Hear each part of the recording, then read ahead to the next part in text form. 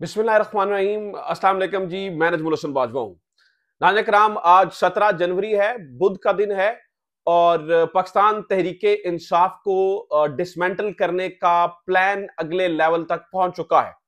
आज जिस प्लान का आगाज हुआ है उसमें तहरीके इंसाफ के वो लोग जो कि टिकट होल्डर हैं तहरीके इंसाफ की जानिब से, उनसे पार्टी छुड़वाने का सिलसिला शुरू हो चुका है। अभी जब मैं आपसे ये गुफ्तगू कर रहा हूं तो एन 155 से लोधरा में जहांगीर तरीन और जो नून लीग के मुश्तरका उम्मीदवार हैं उनके मुकाबले में इकबाल शाह साहब को दस्तबरदार करवा दिया गया है। उन्होंने पड़े हुए नोट से लिखकर जो है ना वो दस्तबरदारी का ऐलान किया है।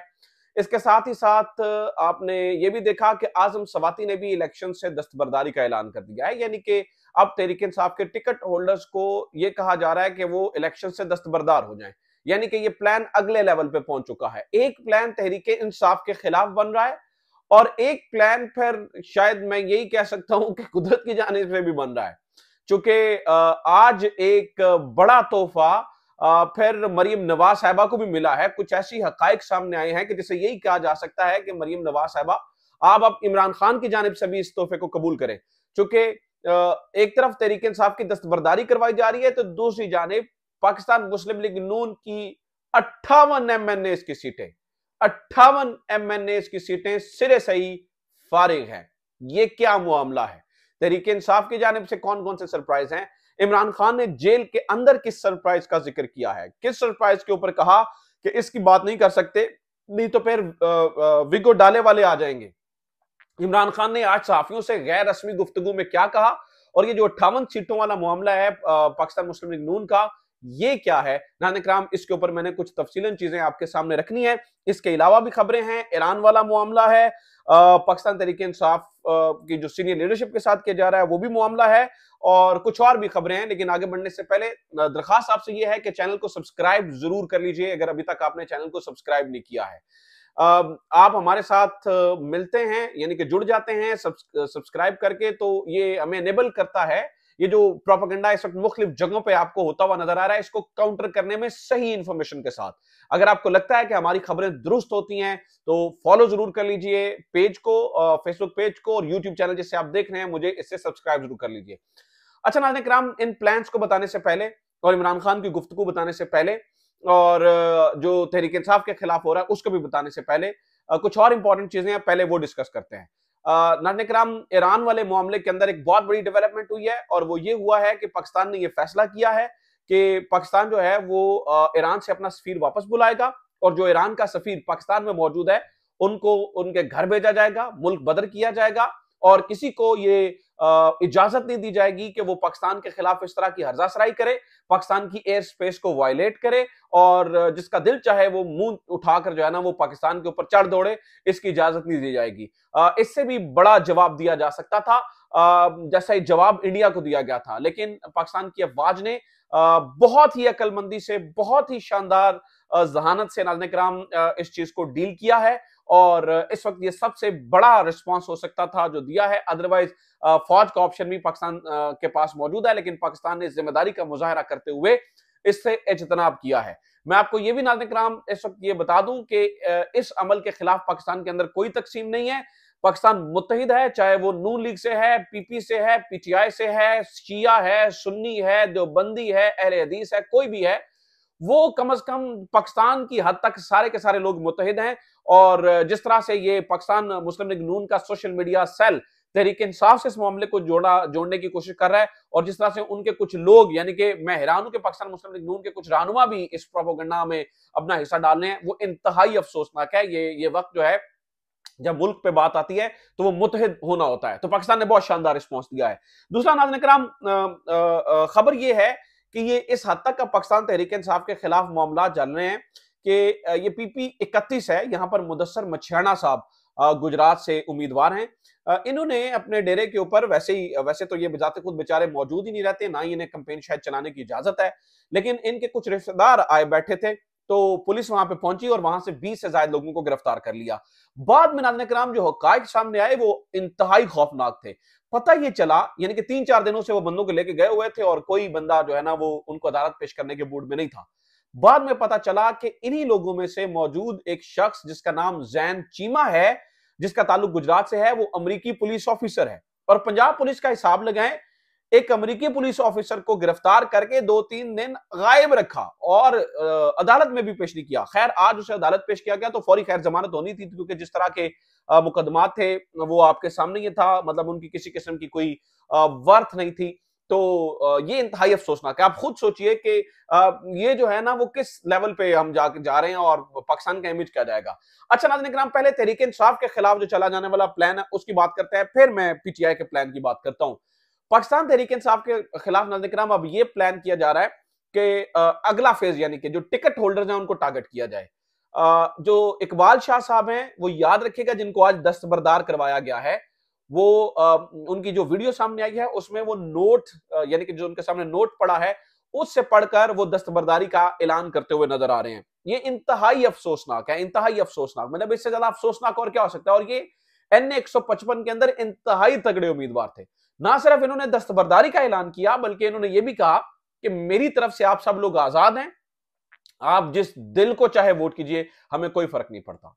यानी कि मतलब इस तरह के इलेक्शंस करवाने से तो बेहतर है, मैं नाज़रीन किराम माज़रत के साथ मैं कहने पे मजबूर हूं कि आप इलेक्शंस करवाएं मत। क्यों कौम का पैसा जाया किया जा रहा है? अरबों रुपए पाकिस्तान के लग जाएंगे अगर आपने इसी तरह के इलेक्शंस करवाने हैं, तो उनका कोई फायदा नहीं है। और फिर नाज़रीन किराम, जो आजम सवाती साहब ने दस्तबरदारी का ऐलान किया, वो भी इंतहाई खौफनाक है। आपके सामने ही है कि पाकिस्तान तहरीक इंसाफ की आला क़यादत को ऑलरेडी इलेक्शन से आउट किया गया है। हमाद अजहर इस वक्त आपको इलेक्शन में मौजूद नजर नहीं आएंगे। इमरान खान साहब आपको इलेक्शंस में मौजूद नजर नहीं आएंगे। पंजाब की क़यादत बड़ी आपको इलेक्शंस में मौजूद नजर नहीं आएगी। शाह महमूद कुरैशी आपको इलेक्शंस में मौजूद नजर नहीं आएंगे। परवेज इलाही आपको इलेक्शंस में मौजूद नजर नहीं आएंगे। मुनिस इलाही आपको इलेक्शन में मौजूद नजर नहीं आएंगे। यानी कि मुकम्मल वाइप आउट करने की कोशिश की जा रही है, मुकम्मल वाइप आउट किया जा रहा है, जैसे पाकिस्तान तहरीक इंसाफ को, कि बड़े रहनुमाओं को। और फिर आज इमरान खान ने भी गुफ्तगू की, बल्कि वो गुफ्तगू मैं आपके सामने रख देता हूं, फिर मैं ये नून लीग के जो 58 एमएनएज वाली ये कहानी है वो आपके सामने रखता हूं। आज इमरान खान ने कहा कि हमारी जो लीडरशिप है उसको तो फारिग किया गया है और बाकी जिनको निशानात दिए गए हैं वो बड़े भद्दे निशान दिए गए हैं। तो इमरान खान ने कहा, उन्हें सबसे पहले तीसरे पारे की जो 104 नंबर आयत है और फिर 9वें पारे की आयत नंबर 67 का हवाला दिया। कुरान कहता है कि खुशहाल मुआशरे वही होते हैं जहां लोग अच्छाई के साथ खड़े हों। इमरान खान ने साफियों से ये गैर रस्मी गुफ्तगू की और उन्होंने ये भी कहा कि जब तक जिंदा हूं गुलामी कबूल नहीं करूंगा। उन्होंने ये भी कहा कि नवाज शरीफ क्यों खामोश है, क्योंकि उसने गुलामी कबूल की। नवाज शरीफ इलेक्शन के बाद दोबारा लंदन भाग जाएगा। उन्होंने ये भी कहा कि कुरान पाक में है, जो मुआशरे अमर बिल मारूफ नही अनिल मुनकर पर नहीं चलते वो तबाह हो जाते हैं। फिर इमरान खान ने यह भी कहा कि पीटीआई के तमाम क्यादत को उड़ा दिया गया, इंतखाबी निशान तक ले लिया गया, पीटीआई के उम्मीदवारों को गंदे गंदे निशानात दिए गए, लोगों को उठा उठाकर 9 मई में डाला जा रहा है। मरियम नवाज का फ्लैट्स का क्यों नहीं पूछा जाता? नवाज शरीफ, मरियम नवाज और जरदारी ने तोशाखाना से गाड़ियां ली, इनसे क्यों नहीं पूछा जाता रहा? सुप्रीम कोर्ट को इंसानी हकूक की खिलाफ वर्जियों को देखना है। हमारे उम्मीदवार इंतखाबी मुहिम के लिए निकलते हैं तो उन पर एफआईआर कट जाती है। तमाम तर तवज्जो पीटीआई को खत्म करने पर लगी हुई है। यह भी कहा कि फिर इमरान खान ने इंतहाई अहम बयान दिया। उन्होंने कहा, जी अफगानिस्तान के साथ ताल्लुकात खराब कर लिए गए हैं, खारजा पॉलिसी पर किसी की तवज्जो नहीं है। और फिर उन्होंने ईरान की बात की कि ईरान के साथ भी ये मामलात खराब किए गए। बिलावल भुट्टो इतनी देर रहे, वो अफगानिस्तान नहीं गए। फिर नाज़रीन किराम, उन्होंने इमरान खान ने जो ऐलान किया वो बड़ा ही एक इंटरेस्टिंग सिचुएशन। इमरान खान ने अपने नए प्लान के बारे में बताया और उस प्लान को उन्होंने नाम दिया प्लान सी का।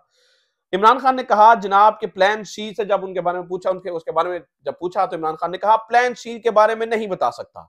फिर विगो डाला पहुंच जाएगा। मुझे व्हील चेयर से बायोमेट्रिक कराते हुए गिरफ्तार किया गया और नवाज शरीफ की बायोमेट्रिक एयरपोर्ट पर की गई। पाकिस्तान की बेहतरी सियासी इस्तेहकाम में है। जेल में मोबाइल फोन से आजाद हो गया हूं, रिलैक्स करने का टाइम भी मिल जाता है और एक्सरसाइज भी कर लेता हूं। कौम को फैसला करना है कि उन्होंने गुलाम बनना है या आजाद कौम। ये जंग आजादी की जंग है। इमरान खान ने इसके अलावा भी बहुत सारी बातें की, बड़ी लंबी चौड़ी बातें हुई और इमरान खान ने जो सबसे इंपॉर्टेंट बात की वो नाज़रीन किराम प्लान सी का जिक्र किया। अब ये प्लान सी क्या है इसके बारे में मैं थोड़ा सा आपके सामने बता दूं। नाज़रीन किराम, सबसे पहले तो ये है कि आप ये देखिए कि अभी इलेक्शंस हुआ नहीं है और इलेक्शन से पहले पाकिस्तान मुस्लिम लीग नून 188, आप सही सुन रहे हैं, 188 सीटों से फारिग है। अभी प्लान सी आना है, इमरान खान ने जेल से उसका ऐलान करना है, वो एक अलग कहानी है। 188 सीटों से फारिग है। वो किस तरह से? नाज़रीन किराम 58 एमएनएस की सीटों पर जो इमरान खान के खिलाफ नून लीग ने अपने उम्मीदवार ही खड़े नहीं किए क्योंकि उम्मीदवार मिले ही नहीं। 188 सीटें ऐसी हैं कुल मिलाकर सूबाई और नेशनल असेंबली की, जहां पर पाकिस्तान मुस्लिम लीग नून को उम्मीदवार ही नहीं मिले, जबकि पाकिस्तान तहरीक इंसाफ ने तमाम की तमाम सीटों के ऊपर अपने उम्मीदवार खड़े किए हैं। जैसे कि मैं आपको बता दूं कि कौमी असेंबली की 266 में से नून लीग ने सिर्फ 208 सीटों पर उम्मीदवार खड़े किए, जबकि पीटीआई ने 266 की 266 सीटों पर अपने उम्मीदवार खड़े किए हैं। दूसरी तरफ नून लीग सूबाई असेंबलियों की 593 सीटों पर 463 उम्मीदवार खड़े कर सकी है, जबकि पीटीआई ने 593 की 593 सीटों पर अपने उम्मीदवार खड़े कर दिए हैं।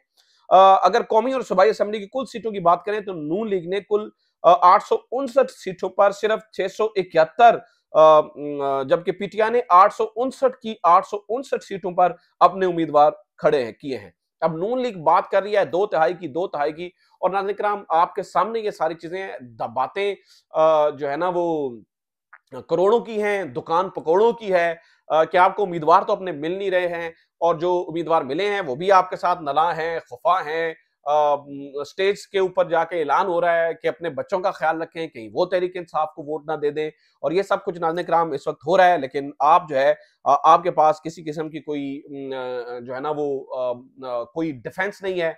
आप बच्चों के ऊपर परचम की बेहरमती के पर्चे कटवा रहे हैं। ओकाड़ा में आपको पता ही है कि वो वीडियो वायरल हुई जिसमें नून लीग के झंडे को पढ़ा, मैंने भी इसकी मजम्मत की, लेकिन इसके ऊपर क्या एक स्टूडेंट के ऊपर पर्चा हो जाना चाहिए? वो पाकिस्तान का झंडा तो नहीं है, किसी सियासी पार्टी का झंडा है, तो इसके ऊपर पर्चा तो नहीं बनता है, लेकिन वो पर्चे करवा दिए गए, स्टूडेंट्स के ऊपर पर्चे करवाए गए हैं। तो ऐसी चीजों से नाज़रीन किराम मुल्क आगे नहीं बढ़ सकता है।